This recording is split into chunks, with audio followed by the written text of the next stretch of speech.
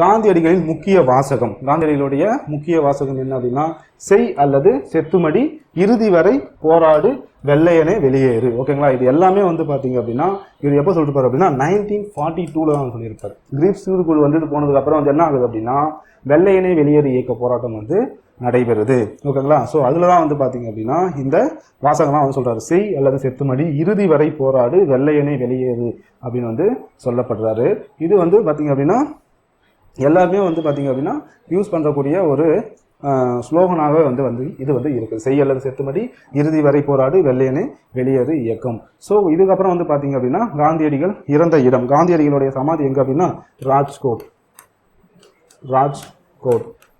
என்ற பகுதியில் வந்து இருக்குது. ஸோ அது மட்டும் இல்லாமல் காந்தியடிகள் எப்பொழுது இறந்தார், எப்போ, ஜனவரி